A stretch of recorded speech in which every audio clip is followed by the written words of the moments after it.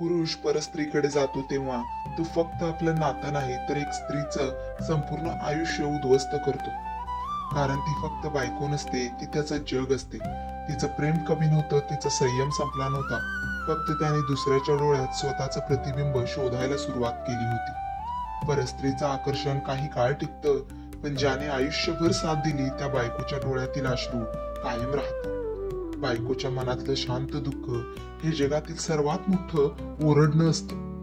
फरक एवढाच की ती ते शांततेने सहन करते.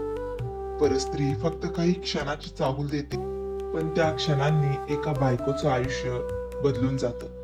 ती त्याच्यावर जीव ओवाळून टाकते आणि तो दुसरीच्या हसण्यात हरवतो. हेच त्या स्त्रीच्या आयुष्यातलं सर्वात मोठं दुर्दैव असतं. प्रेम केलं तिनं मनापासून, विश्वास ठेवला तिने डोळे झाकून, आणि तो गेला परस्त्रीकडे.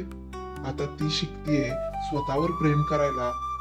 स्त्री परक्याची नसते, ती नात्यांची असते, आणि जेव्हा तिच्या नात्याचं मूळच तुटतं तेव्हा ती आतून मरते. ती विचारते मी काय कमी केलं, पण उत्तर देणारा मात्र दुसऱ्यांच्या कुशीत झोपलेला असतो. बायकोला गमावून परस्त्री मिळू शकते, पण एकदा हरवलेला विश्वास पुन्हा कधीच सापडत नाही.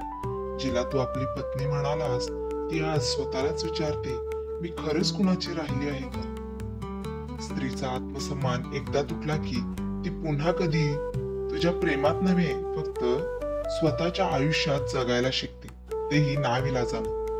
परस्त्रीकडे जाणं म्हणजे नव्याने प्रेम सापडणं नाही, तर जुनं प्रेम गमावण्याची मूर्ख चूक करणं आहे. ती रडते, तुटते, पण शेवटी उभा राहते. कारण तिच्या आत बायको नाही तर स्त्री शक्ती असते. तिने विचारलं नाही की तू का गेला, कारण तिला माहित आहे उत्तर ऐकलं तरी हृदय पुन्हा जिवंत होणार नाही.